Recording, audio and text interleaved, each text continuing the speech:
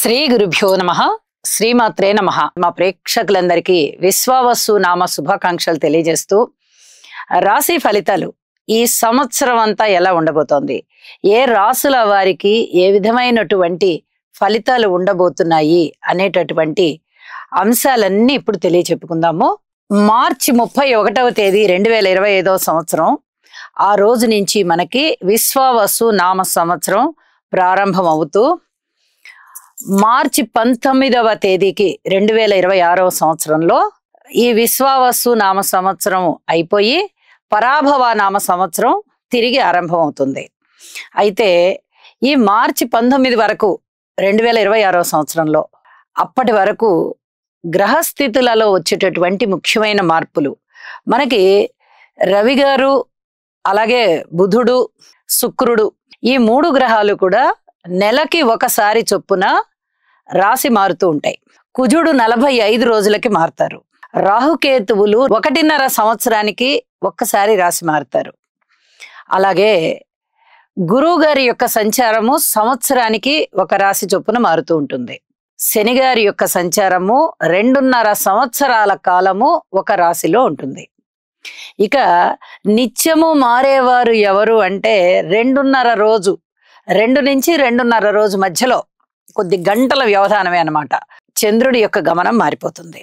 ఈ విధంగా గ్రహస్థితుల యొక్క చలనం ఉంటూ ఉండగా ప్రధాన గ్రహాలని అంటే గోచారాన్ని నిర్దేశం చేసేటటువంటి గ్రహాలు ఏవైతే దీర్ఘకాల సంచారం చేస్తున్నటువంటి గురువు గారు గాని, శని గారు గాని, రాహు గాని, కేతు గాని ఉన్నారో ఈ 4 గ్రహాలు కూడా గోచారాన్ని ఎక్కువగా ప్రభావితం చేస్తాయి. ఆ తరువాత ప్రభావితం చేసేవారు ఎవరు అంటే కుజుడు. ఈ 5 గ్రహాలు కూడా ప్రభావితం చేస్తూ ఉంటాయి కదా.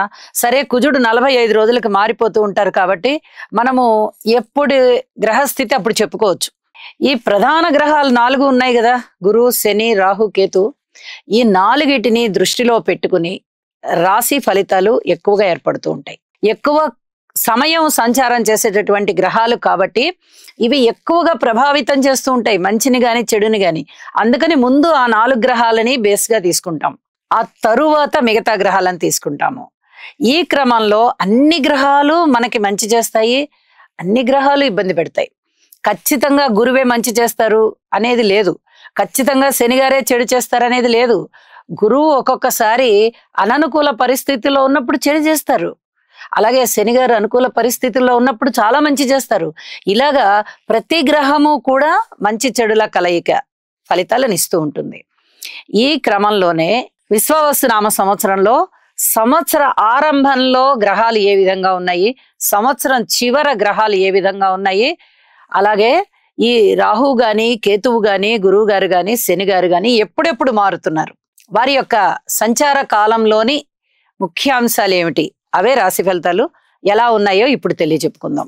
మార్చి 31వ తేదీ విశ్వావసు నామ సంవత్సర ఆరంభం రోజున చంద్రుడు మేషరాశిలో ఉన్నారు, అలాగే గురువు గారు వృషభ రాశిలో ఉన్నారు, కుజుని యొక్క స్థితి మిథున రాశిలో ఉంది, కేతువు గారి యొక్క స్థితి కన్యా రాశిలో ఉంది, శని గారి స్థితి మీన రాశిలోకి వెళ్ళిపోయి శుక్ర, బుధ, రవి, రాహు 4 గ్రహాలతో కలిసి ఉన్నారు. ఇది సంవత్సర ఆరంభంలోని గ్రహాల యొక్క చలనం ఏ విధంగా ఉంది అనే కుండలి. మరి పరాభవ నామ సంవత్సరం ప్రారంభం అయిపోతుంది మార్చి 20వ తేదీ నుంచి. అంటే మార్చి 19వ తేదీ వరకు మనకి విశ్వావసులో ఉంటుంది కాబట్టి ఆ రోజున గ్రహస్థితులు ఏమిటి అంటే శని గారు మీన రాశిలోనే ఉన్నారు, చంద్ర గురులు మిథున రాశిలో ఉన్నారు, కేతు వచ్చేసి సింహరాశిలో ఉన్నారు, బుధుడు తులారాశిలో ఉన్నారు, రవి, కుజ, శుక్రులు వృశ్చిక రాశిలో ఉన్నారు, రాహు వచ్చేసి కుంభరాశిలో ఉన్నారు. అంటే రాహుకేతువులు మారి ఉన్నారు, శని గారు మారి ఉన్నారు, అలాగే గురువు గారు కూడా మారి ఉన్నారు. సంవత్సరాంతం రోజుకి వచ్చేటప్పటికి ఎప్పుడెప్పుడు మారారు వీళ్ళు అంటే గురువు గారి యొక్క స్థితి మే 15న గురువు గారి యొక్క స్థితి మారి ఉన్నది. అలాగే మే 20వ తేదీన రాహు కుంభరాశిలోకి వచ్చారు, కేతువు సింహరాశిలోకి వచ్చారు. ఇక అక్టోబర్ 19వ తేదీన గురువు గారు అతిచారంతో 1 సంవత్సర కాలం పాటు రాశిలో సంచరించవలసినటువంటి గురువు గారు మనకి మిథున రాశిలో సంవత్సర కాలం అవ్వకుండానే మే 15 నుంచి అక్టోబర్ 19, అంటే కేవలం నిండుగా 5 నెలలు కాలం అయ్యేటప్పటికి అతిచారం అంటాం దాన్ని.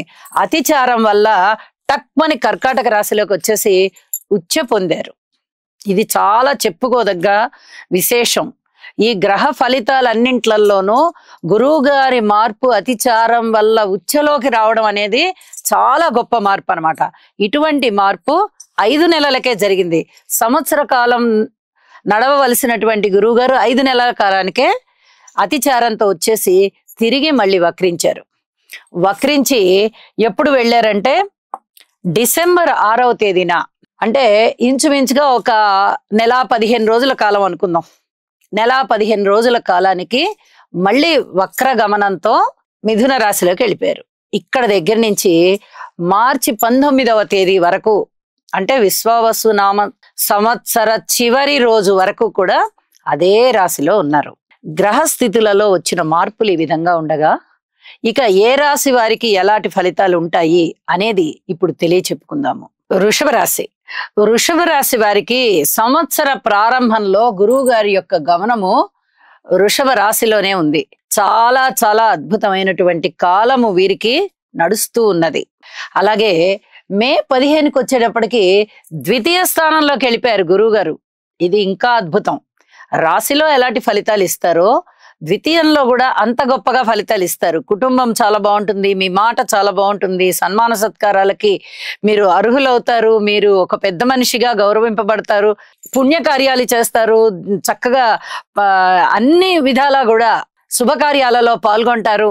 భార్యాభర్తల మధ్య అన్యోన్యత చాలా బాగుంటుంది, వ్యాపార భాగస్వాముల మధ్య బాగుంటుంది. ఇలా అనేక విధాలుగా కూడా మీకు చాలా బాగుంటుంది. సంతానం చాలా బాగుంటారు, పితృవర్గ రీత్యా బాగుంటారు. ఇలా ఎన్నో విధాలుగా మీకు చాలా ఆనందంగా ఉంది. కానీ మరి తృతీయ స్థానంలోకి వెళ్ళిపోతున్నారే, ఎప్పుడైతే అక్టోబర్ 19 వచ్చేటప్పటికల్లా ఉచ్చులోకి వెళ్తున్నారు తృతీయ స్థానంలోకి. ఇక్కడ కొద్దిగా మీరు పోరాడాల్సినటువంటి అవసరం కనిపిస్తోంది. అయితే ద్వితీయార్థంలో ఇదంతా జరుగుతుంది. ఇక్కడ మీరు గురుబలాన్ని పెంచుకోవడానికి ద్వితీయార్థంలో చాలా ప్రయత్నం చేయండి, కృషి చేయండి, గురుగ్రహ స్తోత్రాలు పఠించండి, యోగా చేయండి. ఇది చాలా అద్భుతమైనటువంటి ఫలితాలకు దారితీస్తుంది. మరి సంవత్సర ప్రారంభంలో ఇంకా మిగతా గ్రహాల యొక్క ఫలితాలు ఏ విధంగా ఉన్నాయి అంటే చాలా చాలా అద్భుతమైన ఫలితాలతోనే మీకు ప్రారంభం అవుతోంది. లాభస్థానంలో ఎన్ని గ్రహాలు ఉన్నాయి? 5 గ్రహాలు ఉన్నాయి. అసలు మాటలైన విషయమా? లాభస్థానంలో 5 గ్రహాలు ఉండడం అంటే మీరు పెట్టి పుట్టారనమాట. అంత అదృష్టవంతమైన కాలం. అన్ని రకాలుగా సంతాన రీత్యా బాగుంటుంది, మాతృవర్గ రీత్యా బాగుంటుంది, పితృవర్గ రీత్యా బాగుంటుంది, రుణాల రీత్యా బాగుంటుంది, సంతాన భాగ్యాలు కలిగే రీత్యా కూడా బాగుంటుంది, భార్యాభర్తల అనుబంధం రీత్యా కూడా బాగుంటుంది, ఉద్యోగ రీత్యా బాగుంటుంది. అసలు ఇక బాలేదు అనే ప్రసక్తి ఉండదు. లాభస్థానంలో ఎప్పుడైతే 5 గ్రహాలు ఉండి అక్కడ పంచగ్రహ కూటమి ఏర్పడిందో ఇక మీరు నక్కని తొక్కినట్టే లెక్క.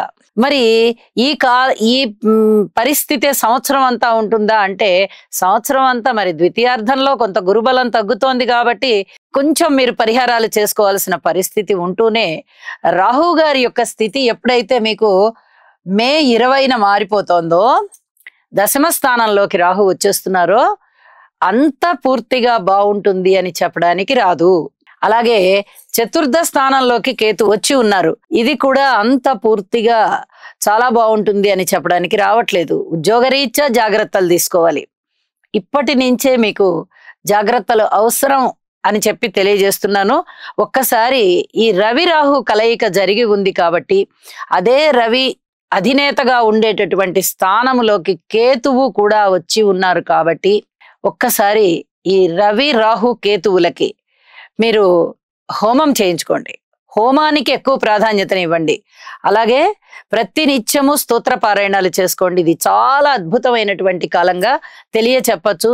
మీకు చాలా వరకు ఉద్యోగ జీవితంలో ప్రశాంతత వస్తుంది, మాతృవర్గ రీత్యా ప్రశాంతత వస్తుంది, అనేక రకాలుగా ప్రశాంతత వస్తుంది. ఒకసారి ద్వితీయంలోకి రాహు గురువు గారు వచ్చిన తర్వాత ఈ ప్రశాంత జీవితం అనేది మీకు చేసుకున్న పరిహారాలు ఫలిస్తాయి అన్నమాట, ప్రశాంత జీవితం వచ్చేస్తుంది. అలాగే గురువు గారు తృతీయ స్థానంలోకి వచ్చినప్పుడు మటుకు కొద్దిగా మీరు గురుబలాన్ని పెంచుకోవాల్సినటువంటి పరిస్థితి ఉంటుంది. దానితో పాటుగా వృషభ రాశి వారికి 11, 5, 1, 3 ఆదాయ వ్యయ రాజపూజ్య అవమానాలు అంటే అద్భుతమైన ఆదాయం మరి గురువు గారు రాశిలో ఉన్నప్పుడు వస్తుంది, గురువు గారు ద్వితీయంలో ఉన్నప్పుడు వస్తుంది. తృతీయంలో ఉన్నారు అని మనం చెప్పుకుంటున్నా అది కేవలం కొద్ది కాలం మాత్రమే, గట్టిగా మాట్లాడితే ఒక నెల 15 రోజులు. అయితే అక్కడ కూడా ఉచ్చులో ఉన్న కారణం చేత అంత చెడు జరగడం లాంటివేవి ఉండవు. మీరు తీసుకునేటటువంటి జాగ్రత్తల వల్ల బాగుంటుంది. తిరిగి అతిచారం వల్ల గురువు గారు రాశి మారిపోయినప్పటికీ మళ్ళీ తిరిగి వక్రించి ద్వితీయ స్థానంలోకి వచ్చేస్తున్నారు కదా, అద్భుతమైన ఆదాయం ఇవ్వడంలో గాని, ఒక గొప్ప సంపదను ఇవ్వడంలో గాని, సన్మాన సత్కారాలు జరగడంలో గాని అస్సలు ఎక్కడ వెనుకడుగుండదు. అంత అద్భుతమైనటువంటి ఫలితాలు ఉంటాయి. కాబట్టి ఈ వృషభ రాశి వారికి చాలా అద్భుతమైన కాలం అనే తెలియచెప్పచ్చు. ఇక సంవత్సరాంతం వరకు కూడా అంటే వచ్చే పరాభవనామ సంవత్సరం మార్చి 20వ తారీఖు వరకు కూడా చాలా చక్కటి అద్భుతమైనటువంటి గురుగ్రహ ఫలితాలు, శనిగ్రహ ఫలితాలు, 2 పెద్ద గ్రహాలు ఎప్పుడైతే లాభస్థానంలో ద్వితీయ స్థానంలో ఉన్నాయో అపరిమితమైనటువంటి సంపదలు వస్తాయి. ఇది తథ్యం. ఎట్టి పరిస్థితుల్లోనూ అధైర్యపడద్దు. ఈ మధ్యలో తాత్కాలికంగా జరిగేటటువంటి ఫలితాలు ఏవైనా మీకు ఇబ్బందికరమైన ఫలితాలు ఉంటే మిగతా గ్రహ స్థితుల వలన గాని, రాహు వల్ల గాని, కేతువు వల్ల గాని ఏదన్నా చిన్నపాటి ఇబ్బందులు ఉన్నా అవన్నీ కూడా ఈ గురు శని గారుల ప్రభావంలో కొట్టుకుపోతాయి. గురువుగారు ద్వితీయంలో ఉండి యోగిస్తూ ఉన్నారు, అలాగే శనిగారు లాభంలో ఉండి యోగిస్తున్నారు. ఇంక ఏమి కావాలండి? ఎక్కడెక్కడ సంపదలు మీకు వచ్చి పడతాయి, రావు అనుకున్నవన్నీ వస్తాయి. అద్భుతమైనటువంటి ఉన్నత స్థితి వస్తుంది. ఉద్యోగస్తులకి బాగుంటుంది, వ్యాపారస్తులకి బాగుంటుంది, విద్యార్థులకి బాగుంటుంది, మంచి ప్రొఫెషన్స్ లో ఉన్న వారికి బాగుంటుంది, టీమ్ లీడర్స్ కి బాగుంటుంది, సంస్థల అధినేతలకి బాగుంటుంది.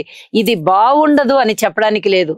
అన్ని విధాల అద్భుతమైన కాలమే అని చెప్పి తెలియజేస్తూ నవగ్రహాల యొక్క స్తోత్ర పారాయణాలు మటుకు ప్రతి నిత్యము చదువుకోండి. ఇది చెప్పదగినటువంటి సూచన అని చెప్పి తెలియచేస్తూ ఉన్నాను. శుభం.